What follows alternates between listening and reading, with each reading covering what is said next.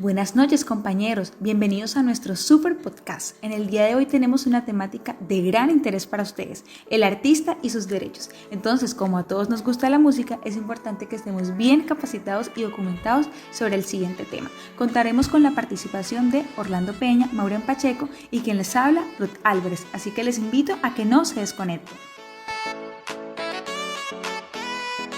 Buenas noches chicos, ¿cómo están? Hoy tengo el gusto de estar con mi compañera Ruth y con Maureen. Estaremos hablando sobre el tema de derechos de autor. Vamos a compartir experiencias que hemos tenido con nuestras obras y no está de más decir que es un tema muy extenso y que en realidad hay mucha tela por cortar, pero vamos a intentar abarcar todo el tema lo más claro posible para que ustedes puedan entenderlo de una forma dinámica, que sea chévere y que no sea aburrido para ustedes. Ok, comencemos.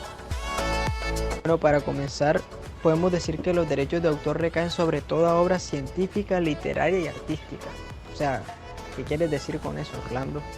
Es muy fácil, quiero decir que todas las obras que estén registradas serán defendidas ante cualquier robo y será demasiado difícil que alguna persona pueda apropiarse de ella. Wow, de verdad que esta información es muy contundente, pero también tenemos que aclarar algo.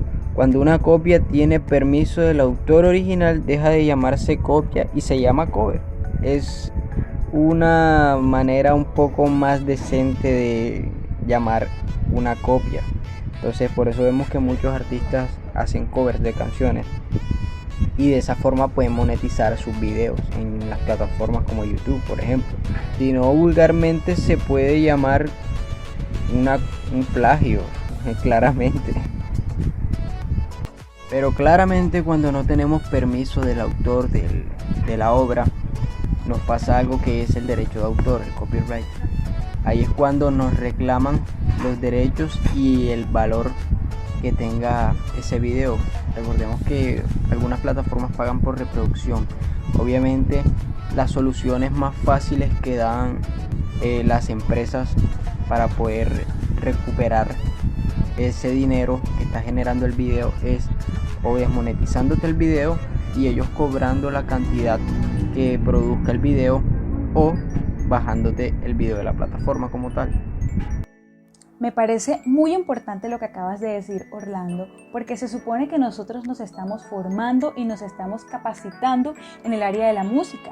Y qué bueno que no solamente nos importe la parte teórica, la parte práctica musical, sino que también vayamos a aguas más profundas y conozcamos las normas y conozcamos las leyes que nos protegen a nosotros, que somos autores o cantautores, ¿verdad?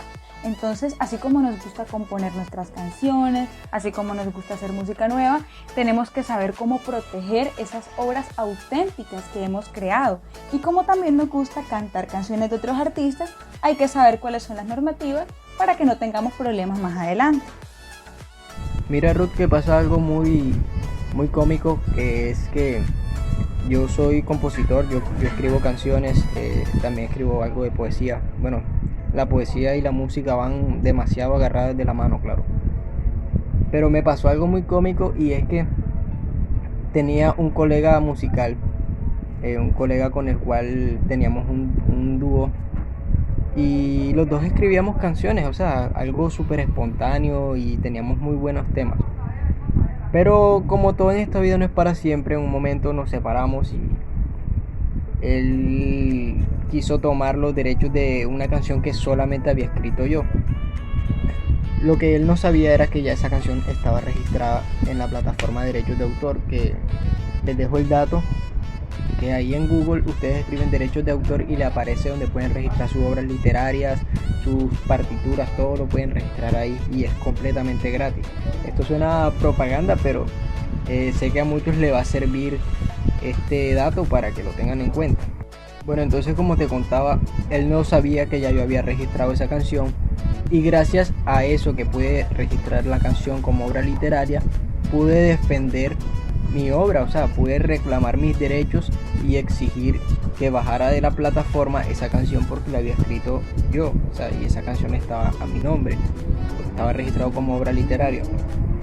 Ahí es cuando nos damos cuenta la importancia que tiene registrar nuestras obras, ya que cualquier persona que tenga malas intenciones se quiera apropiar de nuestro contenido, y esa es una herramienta con la cual podemos defender algo que es nuestro.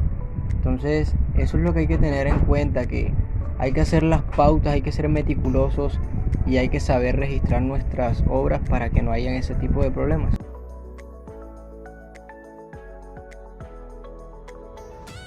Bueno, adicional a eso, quiero comentarles lo siguiente. Es completamente necesario tener una partitura para poder registrar una obra musical. Si solamente tienes la letra, debes registrarla como una obra literaria. Y si no hay partitura, pero la obra está grabada, debe ser registrada como fonograma, que es otro método de registrar una obra completamente diferente, pero también funciona. Fíjate, Orlando, que yo también he visto casos donde han realizado eventos magnos, eventos con bastante público, con bastante aforo de personas. Pero ¿qué pasa? Interpretan canciones libremente sin tener en cuenta derechos de autor. ¿Y qué sucede después? Es donde llega la multa. Y son multas millonarias. Así que es muy importante que antes de realizar un evento, un concierto, cualquier tipo de actividad con respecto a la música, estemos bien informados. Que no nos sucedan este tipo de cosas, que son bastante riesgosas. Es más, todo esto sucede porque estamos mal asesorados. Entonces, como músicos, tenemos que ser integrales. Tenemos que conocer nuestro medio, que nos rige, que nos impone, cuáles son nuestros deberes, cuáles son nuestras obligaciones, ¿verdad? Entonces, es indispensable que nosotros dejemos a un lado todas estas normas, ¿verdad? Es más, no solamente si es un evento físico, en un evento virtual también hay que tener en cuenta todas estas especificaciones. Totalmente de acuerdo contigo, Orlando. Es necesario que nosotros registremos nuestras creaciones porque es una forma de darle valor a lo que nosotros hacemos. Yo también tuve la oportunidad de registrar mi canción y bueno, de esa forma pues yo le estoy dando su valor. Entonces es importante también que al momento de realizar eventos magnos tengamos en cuenta que hay que pagar SAICO y ASIMPRO. Dice el artículo 271, defraudación de derechos patrimoniales de autor incurrirá en prisión de 2 a 5 años y de 20 a 1000 salarios mínimos legales vigentes. Wow.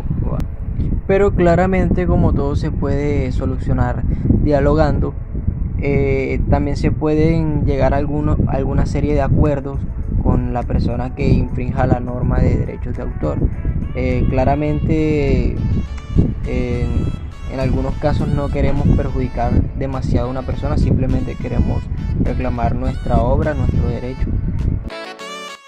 Y es que, Orlando, cuando tú creas una obra musical o de cualquier índole, tú estás en el derecho exclusivo de realizar o de autorizar cualquiera de los siguientes actos. Primero, la reproducción de la canción. Segundo, efectuar una modificación, una traducción. Si de pronto tú evolucionaste un poco, la canción es algo antigua y tú quieres hacer un arreglo un poco más contemporáneo, lo puedes hacer y le puedes autorizar a otro para que también lo haga. Y tercero, comunicar esa obra al público a través de diferentes medios. Pero fíjate, Orlando, que en el artículo 13 y en el artículo 14 nos enseña que cuando tú autorizas a una persona para que pueda traducir alguna de tus obras, sea científica, artística o literaria, esa persona automáticamente recibe derechos de autor sobre esa traducción como propia, ¿ya?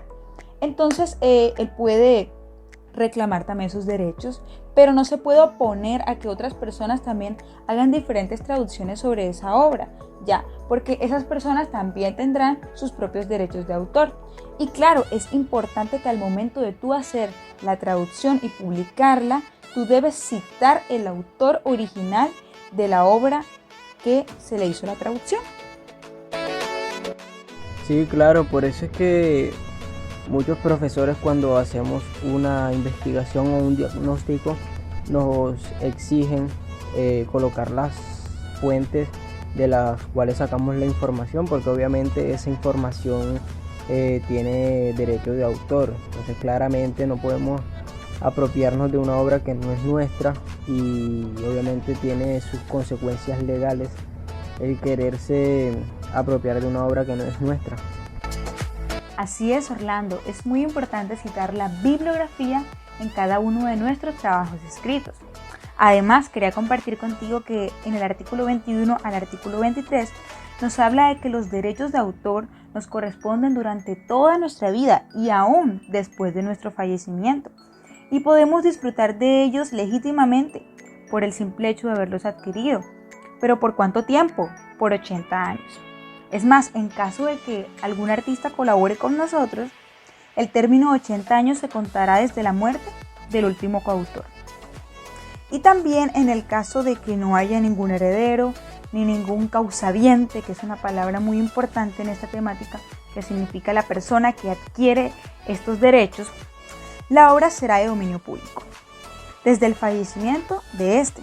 En los casos en que los derechos de autor se le transmitan a otro tipo de personas que estén vivas, aun si no ha fallecido el autor, corresponderá a aquellas personas que lo adquieran durante la vida del autor y 25 años desde el fallecimiento de este.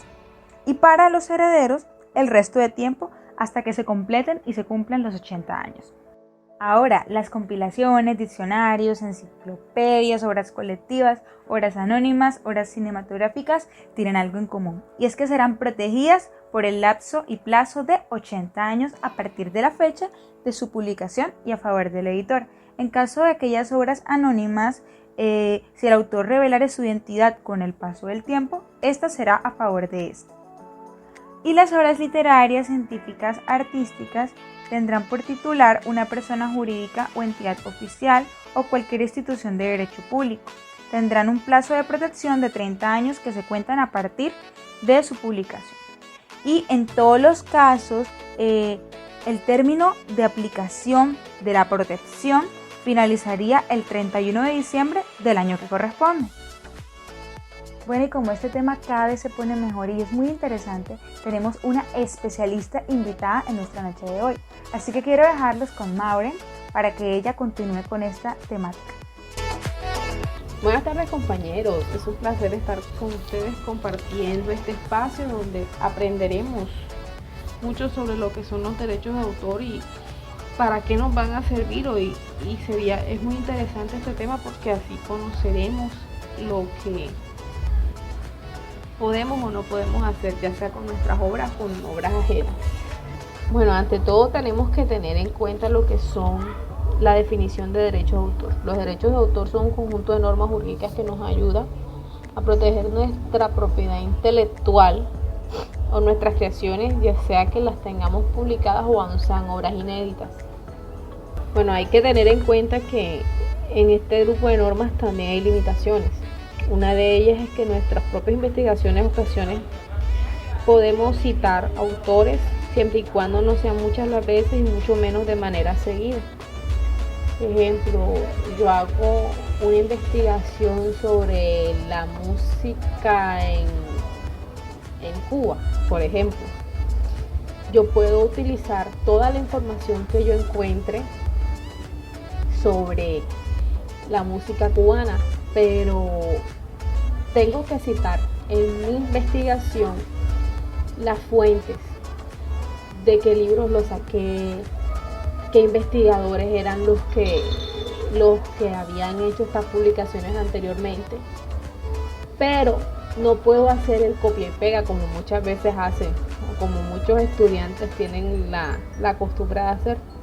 No puedo hacer el copia y pega, o sea que no puedo utilizar de manera literal toda la información que encuentre en los libros de investigación o en las páginas web donde encuentre la información, sino que tengo que crear mi propio contenido citando a los artistas en los cuales me basé en esta investigación.